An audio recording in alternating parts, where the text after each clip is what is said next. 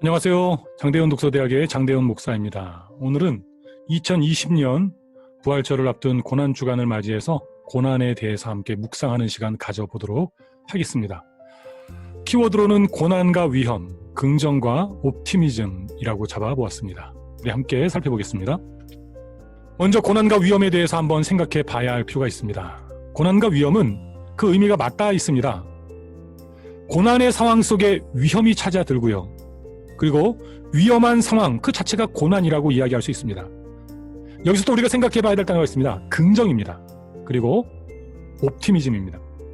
최선을 의미하는 어떤 가장 좋은 것을 의미하는 라틴어로 옵티무스가 있는데요. 이 옵티무스는 그 트랜스포머라는 영화에 등장하는 그 로봇 있죠.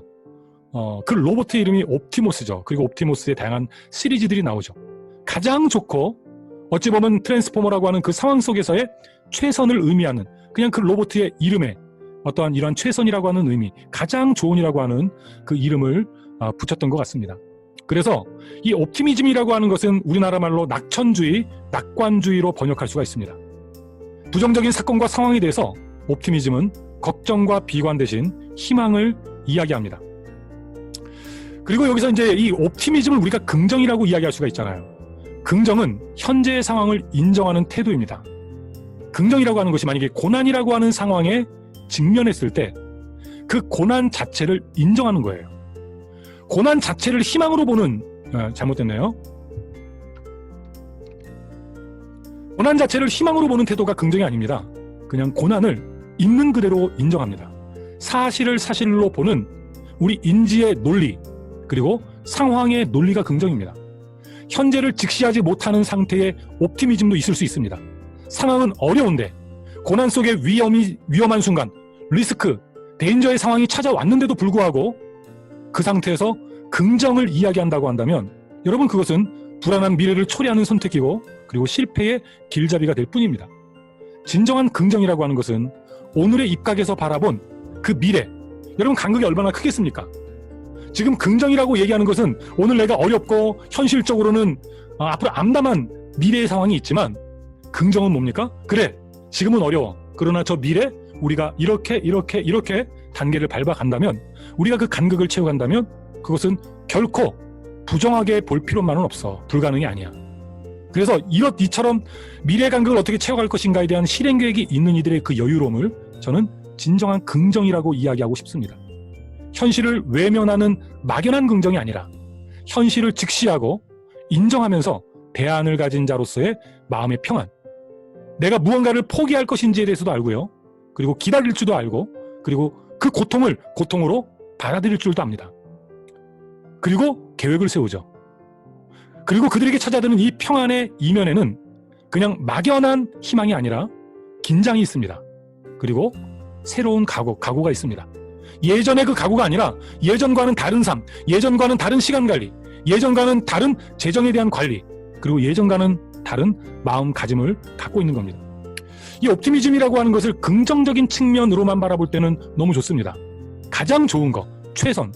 그런데 만약에 낙천주의, 낙관주의가 부정적인 사실을 있는 그대로 바라보지 못하고 현실을 직시하지 못할 때는 여러분 그 태도는 지금 당장은 긍정과 다를 바 없는 모습으로 보이지만 그것은 미래의 실패를 부릅니다. 여러분 이런 거 있잖아요. 우리가 공부할 때 오답 노트가 중요하다, 중요하지 않다. 여러분 그 부분에 대해서는 우리 학습 전문가들에게도 여러 가지 의견이 있지만 이것만은 분명합니다. 내가 무언가를 틀렸어요. 어떤 시험을 봤는데 문제를 틀렸어요.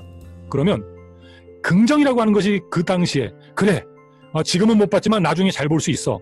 이 모습은 긍정일 수 있잖아요. 그렇다고 한다면 잘 보기 위해서 그 비어있는 그 간극, 나의 오늘을 직시하고 내가 뭘 잘못했지? 여러분 그 부분을 보완해야죠. 수정할 게 있다면 수정해야죠.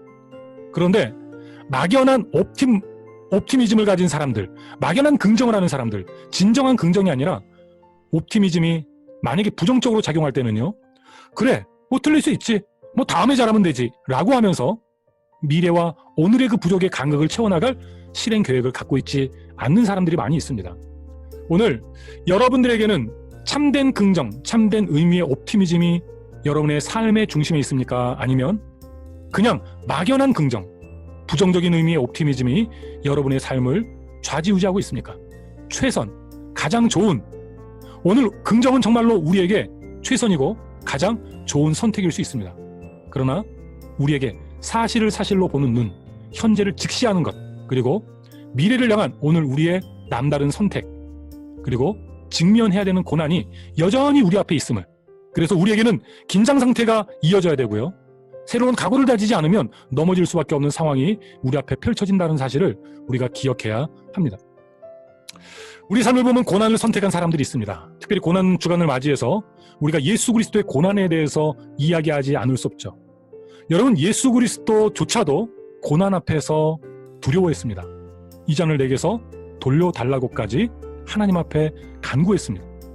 그러나 그리스도는 그 고난 속에서 어떤 리스크 있는 행동이 한 것이 아니라 내 뜻대로 마옵시고 아버지의 뜻대로 해달라고 하는, 말 그대로 오늘 우리가 이야기했던 그 방향성이 분명했습니다. 목적적인 지시라고 예수 그리스도의 고난 속에서의 선택을 이야기하기에는 너무 이렇게 학습적인 용어 같지만, 예수 그리스도는 고난 앞에 참된 긍정을 가졌습니다. 그 긍정을 가져다 준 것은 마인드 컨트롤이 아니라 하나님의 말씀, 하나님의 계획에 대한 믿음과 신뢰입니다. 내 뜻이 아니라 하나님의 뜻을 우선시할 수 있는 그러한 참된 지혜가 있었습니다. 그리고 역사 속에 수많은 지도자들, 오늘 우리가 위인이라 불리우는 많은 사람들은 그리스도와는 다른 고난이죠. 이 고난은 죄의 문제를 해결하기 위해서 선택해야 했던 어려움과 죽음이었습니다. 그러나 역사 속에 있는 수많은 위인들에게도 예수 그리스도의 고난과는 다른 고난이 찾아듭니다. 그리고 그들은 그 고난을 직면합니다. 그리고 일부러 그 고난 속에 뛰어듭니다. 보통 사람은 마주한 그 고난 앞에 두려워 떨거나 때로는 마지못해 어쩔 수 없는 상황 속에서 그 어려움을 어떻게 헤쳐나갈까 고민한다고 한다면, 정말로 뛰어난 사람들은요, 고난을 선택합니다. 고난을 선택한다는 것은 자학적인 행동이 아니라 그 고난을 관통한, 그 고난을 통과한 뒤에 자신들에게 주어질 것이 무엇인지를 아는 사람들입니다. 그렇기 때문에 그 고난에 뛰어든 사람들은 막연한 긍정을 가지지 않습니다. 그래, 잘 될 거야.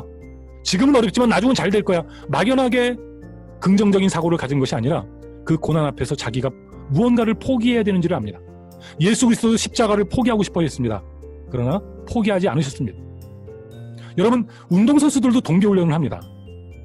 왜 동계훈련을 합니까? 시즌이 끝나면 좀 놀죠. 그러나 그들은 알고 있습니다. 내가 지금 겨울 시즌을 편하게 보내면 마주해야 될 봄 시즌 개막되고 난 뒤에 그들 앞에 펼쳐지는 경기 앞에서 자기는 제 기량을 펼칠 수 없음을 알고 있습니다.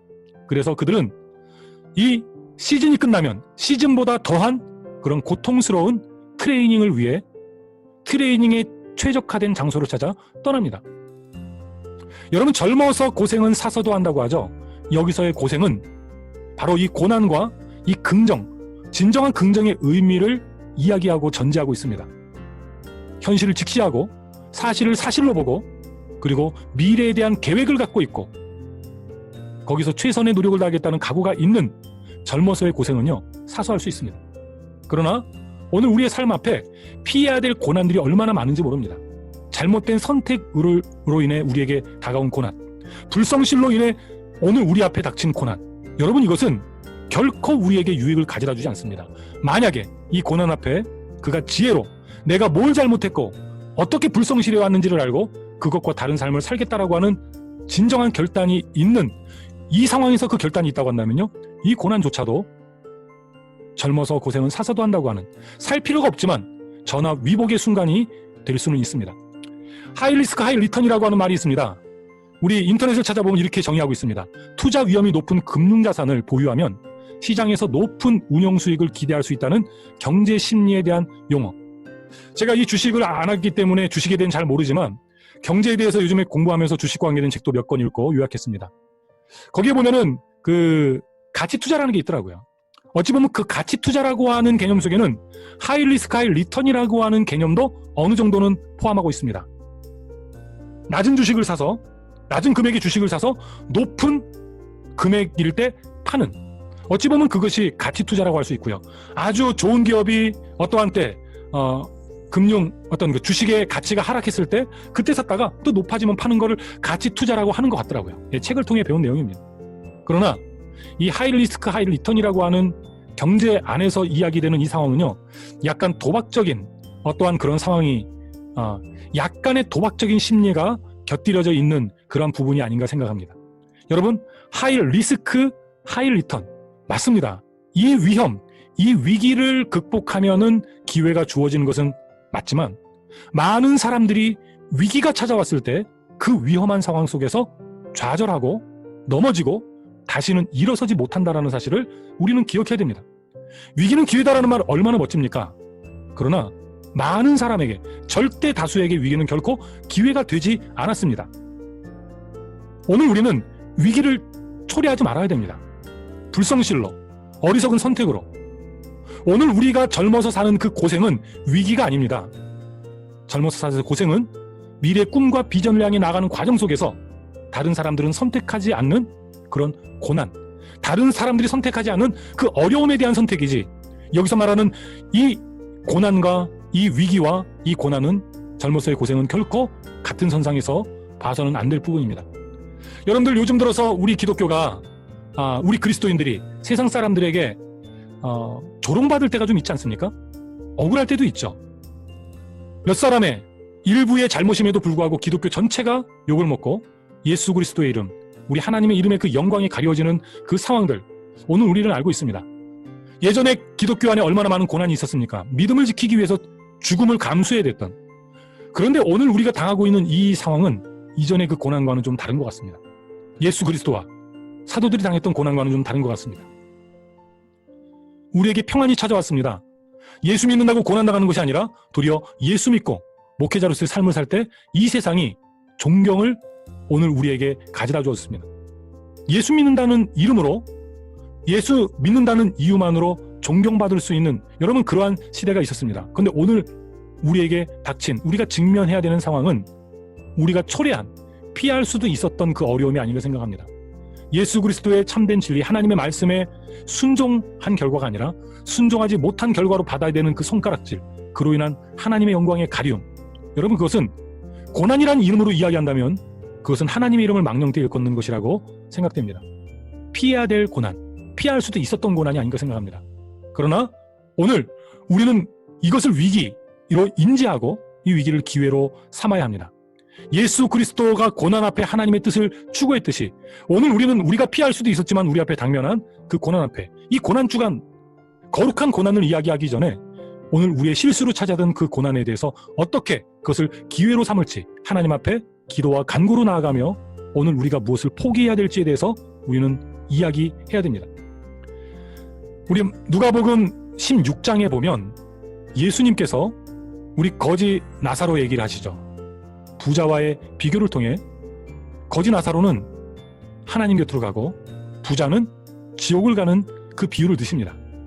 여러분, 그렇지만 그것은 부자와 단순히 가난한 자의 비유가 아니라 거기서의 그 가난한 자는 누가복음 15장에서 예수 그리스도께 복음을 듣고 예수님 앞으로 나온 그런 바리새인과 죄인과 그 당시 유대인들에게 더러운 이들이라, 정결법에 의해서 결코 가까이 할 수 없는 존재들로 규정된 바로 그런 이들이었습니다.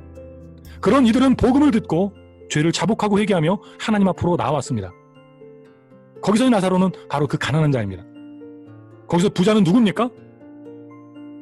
바리새인과 서기관, 대제사장들, 종교 지도자들, 하나님의 말씀을 맡은 자들이었는데 그들은 하나님의 말씀을 맡은 그 자리에서 부를 탐했습니다. 세상의 욕망을 하나님의 이름으로 자신의 삶의 누림으로 가져왔습니다. 그래서 예수 그리스도께서는 그들에게 비유로 말씀하셨습니다. 그 불의한 청지기의 비유를 들어서 너희들이 지금 불의한 청지기와 같다. 하나님에게 너희에게 모든 것을 맡겼는데 너희는 잘못했다. 이제 곧 심판이 닥칠 텐데 너희들이 할 수 있는 마지막 처신은 하나님이 너희에게 맡기진 않았지만 너희가 하나님의 것을 탈취해서 너희가 가지고 있는 그 그 재물을 통해, 아직 하나님이 맡긴 그 재물을 통해 가난한 자들에게 나눠주고 도우라는 것이었습니다. 그들은 비웃었죠. 우리 누가복음 16장에 보면은 그들은, 바리새인들은 돈을 좋아하고 사랑하는 자라 예수님의 말씀을 비웃었다고 했습니다. 그리고 그들에게 던져진 예수님의 말씀이 부자와 나사로의 이야기입니다. 여러분, 지금 바리새인들과 그 당시 종교 지도자들 가운데 하나님 뜻 가운데 서지 못한 이들은 이제는 고난 앞에 섰는데 그 고난이 아니라 그들은 위험 앞에 서 있습니다. 엄청난 리스크, 위기죠. 그러나 그 리스크는 하이 리턴을 불러일으키기 쉽지 않습니다. 자신의 모든 재물을 가난한 자들에게 나눠주고, 다시 말하면 하나님의 말씀에 순종하며 자신의 이전의 잘못을 완전히 회개하고 돌아서는 극단의 조치가 없다고 한다면 절대로 그 고난은 긍정으로 작용하지 않습니다. 오늘 우리 기독교의 옵티미즘이 너무 과하게 오늘 우리 가운데 자리하고 있는지 건 아닌가 생각해봅니다. 우리가 초래한 고난임에도 불구하고, 피할 수 있었던 고난임에도 불구하고 꼭 의로운 고난을 당하고 있는 것처럼, 예수 그리스도와 동일한 고난을 당하고 있는 것처럼 오늘 우리를 스스로 높이는 경향성이 있습니다. 그러한 우리들에게 누가복음 15, 16, 17장의 예수 그리스도의 메시지는 오늘 우리에게 들려주시는 하나님의 음성입니다. 여러분, 고난과 위험, 그리고 그 속에서 우리가 가질 수 있는 긍정, 그리고 옵티미즘, 예수 그리스도를 믿는 믿음은 오늘 우리에게 고난을 선택할 것을 요구합니다. 그런데 그 고난은 그렇게 힘든 것만이 아닙니다. 세상 사람들이 볼 땐 힘들지 몰라도 쉽고 가볍다고 예수 그리스도는 말씀해 주셨습니다. 그리고 믿음의 선진들은 그것을 통해 참된 기쁨과 평안을 세상 사람들에게 열매로 증거하셨습니다. 저도 이 고난이라고 하는 것을 단순히 머리로, 지식적으로 성경을 연구하는 어떠한 그런 차원으로가 아니라 삶으로 어떻게 열매 맺을까에 대해서 항상 고민하는 그 자리를 떠나지 않기를 원합니다. 그래서 저에게 가정을 허락하셨고, 저에게 공동체를 허락하셨고, 그리고 이후의 삶에 대한 그 참된 비전과 그 꿈을 저의 마음 가운데 허락하셨습니다. 빌립보서에 이런 말씀이 있죠. 하나님의 그 뜻, 과연 무엇일까 고민할 때 하나님은 오늘 우리 마음에 소원을 두고 행하게 하신다고요. 이 고난 주간을 맞이해서 저는 고난에 대해 다시 한번 묵상해 봅니다. 위험에 대해, 긍정에 대해, 피해야 될 고난과 그리고 선택해야 되는 고난에 대해, 그리고 오늘 나의 모습을 사실을 사실로 바라볼 수 있는 눈을 달라고, 현실을 직시할 수 있는 그러한 능력을 달라고, 그리고 돌아서야 될 자리라면 돌아설 수 있는 용기를 달라고 오늘 이 시간 하나님 앞에 기도해 봅니다. 제가 독서와 글쓰기를 강조하는 것도 참된 그리스도인으로 서가기 위함입니다. 똑똑해서 잘 먹고 잘 살자가 아닙니다. 똑똑해서 인정받자가 아닙니다. 하나님이 주신 하나님의 형상을 회복해 나가는 과정 속에서 오늘 우리의 지성을 세워나가는 것은 믿음의 사람들이 지켜야 될 가장 중요한 요소 가운데 하나입니다. 하나이지만 이 하나 없이 다른 것들도 제 역할을 할 수 없다는 것을 알기에 저는 한국교회 속에서 이 부분적인 역할을 감당하기 위해 다른 사람들보다 더 많은 시간, 때로는 무게중심이 쏠렸다고 할 정도로 독서와 글쓰기에 많은 관심을 두어왔습니다. 앞으로도 그럴 것입니다. 저와의 관계 속에서 제가 여러분들을 도울 부분보다는 도움받아야 될 부분이 많이 있습니다. 그러나 독서와 글쓰기, 학습, 이 영역 속에서 한국교회를 섬기고 또한 어려움 속에 있는 가정들과 함께 호흡할 수 있는 기회가 주어진다면 바로 그것이 저의 기쁨이고 즐거움이고 또 제가 감당해야 될 사명이 아닌가 생각합니다. 저도 한번 이 시간 기도해 봅니다. 하나님, 제가 피해야 할 고난이 있다고 한다면, 저의 잘못된 선택, 저의 불성실로 인해서 혹시 초래할 수 있는 고난 피할 수 있도록 저로 하여금 지혜를 허락하시고 저로 하여금 성실케 하시고, 그래서 진정 믿음의 사람들이 선택했던 예수 그리스도의 그 고난에 동참하는, 정말 내 앞에 펼쳐지는 멋진 시즌 하나님의 사명을 잘 감당하기 위해서 스스로 동계훈련을 선택하는 그러한 사람이 되게 해달라는 기도 항상 2020년도 이 고난주간을 맞이하면서 기도하겠노라고 약속드리면서 오늘 여러분들과 함께 나누는 이야기 마치도록 하겠습니다. 다음 이야기로 찾아올 것을 약속드리며 인사드립니다. 안녕히 계세요.